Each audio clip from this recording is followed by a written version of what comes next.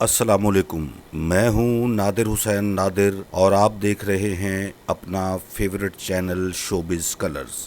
ناظرین، رنگ اور روشنیوں کی دنیا میں جہاں پیار محبت کی بات کی جاتی ہے، وہاں کچھ ایسے لرزا دینے والے واقعات کی تاریخ بھی بھری پڑی ہے جس پر نظر ڈالیں تو یہ روح فرسا انکشاف ہوتا ہے کہ عکس و آہنگ کی دنیا میں کئی ایکٹرسوں کو صفاقانہ طریقے سے موت کے گھاٹ اتار دیا گیا۔ اور حیرت انگیز بات یہ بھی سامنے آتی ہے کہ قتل کی جانے والی ایکٹرسوں کے قاتل بھی کبھی قانون کی گرفت میں نہیں آئے، اس طرح انہیں کیفر کردار تک بھی نہیں پہنچایا جا سکا۔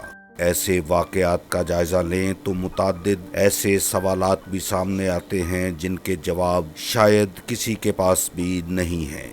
گھناؤنے واقعات یہ تو ضرور ثابت کرتے ہیں کہ ایکٹریسز کو قتل کرنے کے پس منظر میں کوئی نہ کوئی ٹھوس وجہ ہوتی ضرور ہے، تاہم قتل کے بعد جتنے منہ اتنی باتوں کے مصداق بہت سی کہانیاں منظر عام پر آتی ہیں، مگر اصل حقیقت کا علم تو قاتل اور مقتول ہی کو ہوتا ہے۔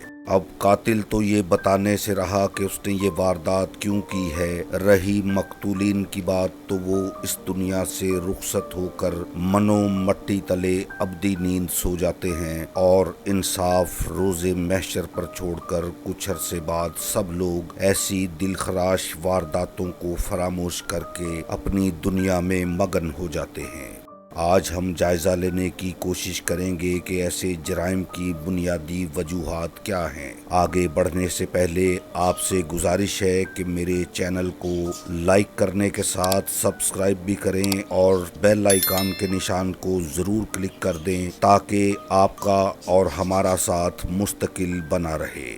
فلم انڈسٹری کی کم عرصے میں بہت تیزی سے مقبولیت کی منازل طے کرنے والی بہترین رقاصہ نگو کا نام ایسی پہلی ایکٹریس کے طور پر سامنے آیا جس نے 1964 میں فلموں میں رقاصہ کی حیثیت سے خود کو متعارف کروایا، اور اپنی ابتدائی فلموں سے ہی اس نے اپنی ایک الگ پہچان بنائی۔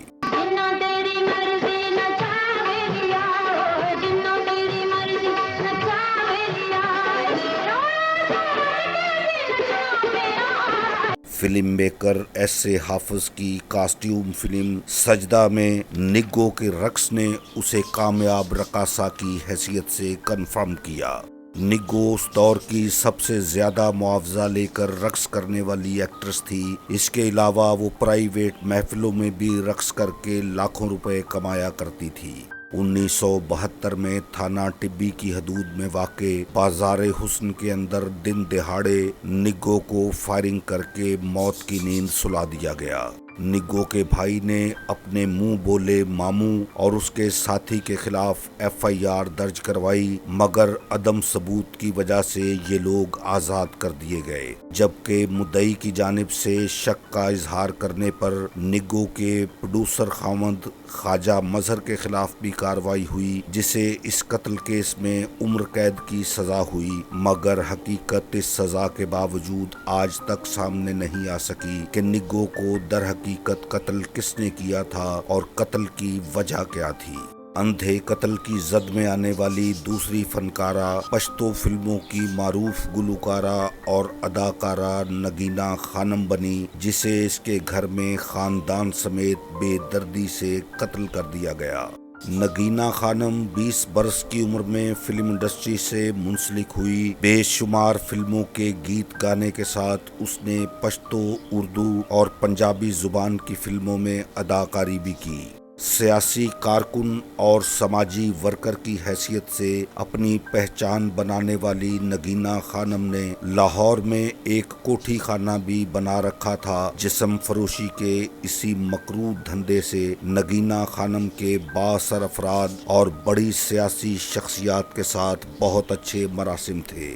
باری فلم اسٹوڈیوز میں اکیڈمی بنا کر گھر سے بھاگ کر آنے والی لڑکیوں کو اپنی پناہ میں لے کر ان سے جسم فروشی کروانے والی اس ایکٹریس کو 2003 کی ایک رات نامعلوم افراد نے اجتماعی قتل کی واردات کے دوران اسی کے گھر میں اس کے خاندان سمیت 8 افراد کو گولیوں سے بھون دیا۔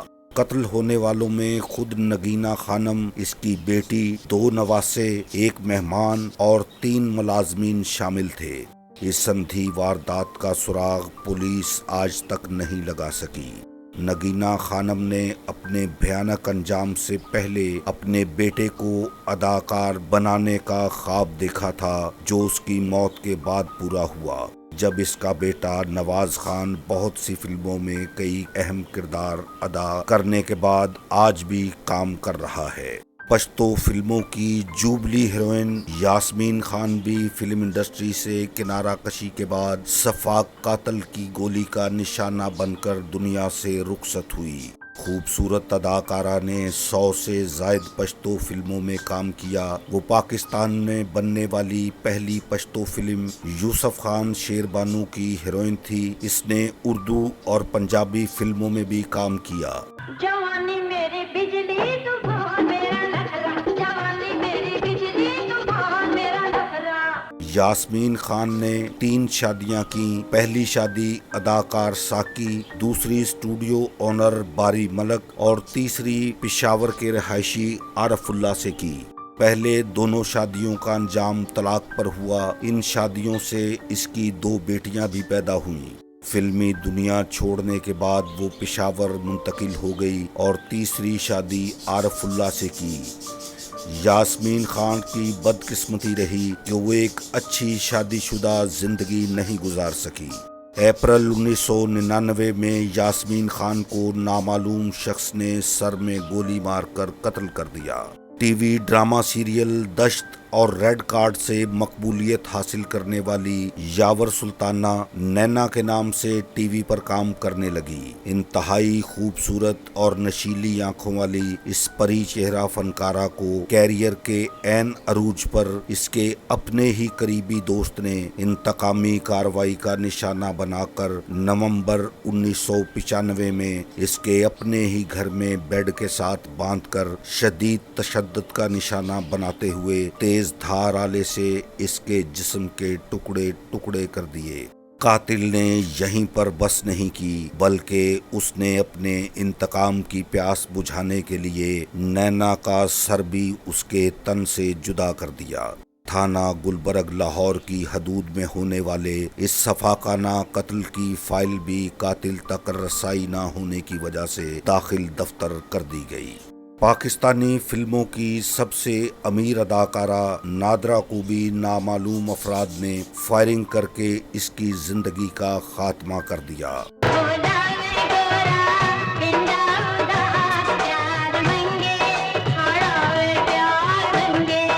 قتل کے وقت وہ اپنے خامد اور بچوں کے ساتھ لبرٹی مارکیٹ گلبرگ لاہور میں شاپنگ کے لیے گئی تھی، جہاں اس پر قاتلانہ حملہ ہوا اور وہ موقع پر ہی اپنے خالق حقیقی سے جا ملی۔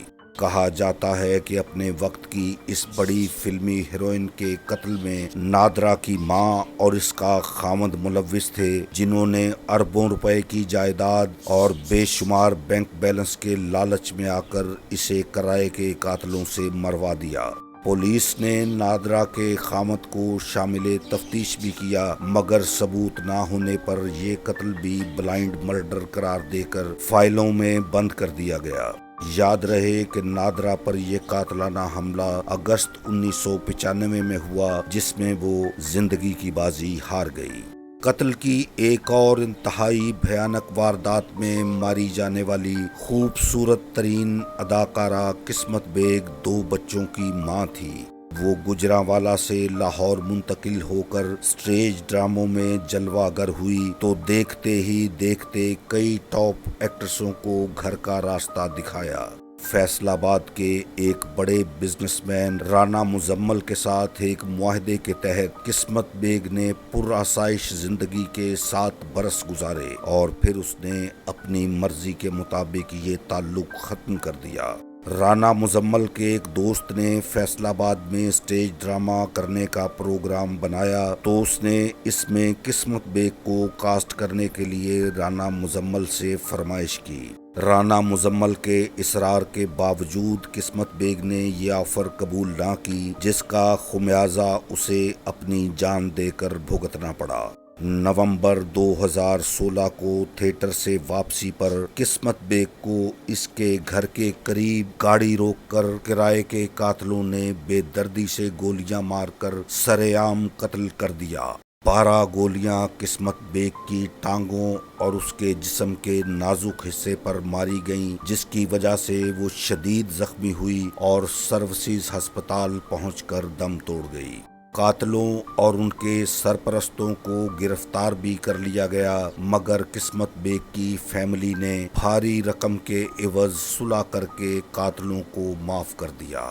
ناظرین، ان بڑی فنکاراؤں کے علاوہ کراچی کی film star Marvi, TV artist Naushaba Maryam اور تھیٹر کی اداکاراؤں روپ چودھری، سنگم رانا اور شمو کو بھی نامعلوم قاتلوں نے گولیوں سے اڑا کر موت کے گھاٹ اتارا، مگر ان میں سے کسی کا بھی قاتل پکڑا نہیں گیا اور نہ ہی کوئی کیفر کردار تک پہنچ سکا۔ اگر تمام وارداتوں کا احوال دیکھتے ہوئے جائزہ لیں تو معلوم ہوتا ہے کہ یہ تمام قتل ہونے والی فنکارائیں انتقامی کارروائی کا نشانہ بنائی گئیں۔ کوئی شوہر کے ہاتھوں ماری گئی، کسی نے اپنے چاہنے والوں کے ہاتھوں موت کو گلے لگایا اور کوئی اپنے ہی گھر والوں کی سازش کا شکار ہوئی۔ ناظرین، اگر آپ کو میری آج کی یہ ویڈیو، آج کا یہ پروگرام پسند آیا ہے تو اسے لائک کریں اور میرے چینل شوبز کلرز کو سبسکرائب کرتے ہوئے ساتھ بنے بیل آئیکن کے نشان کو ضرور کلک کر دیں تاکہ میری ہر نئی ویڈیو کا نوٹیفیکیشن آپ تک سب سے پہلے پہنچ سکے۔ اپنی بہت ڈھیر ساری دعاؤں میں یاد رکھیے گا۔ جلد ہی کسی نئے پروگرام کے ساتھ ملاقات ہوگی۔ اب اجازت چاہتا ہوں۔ اللہ حافظ۔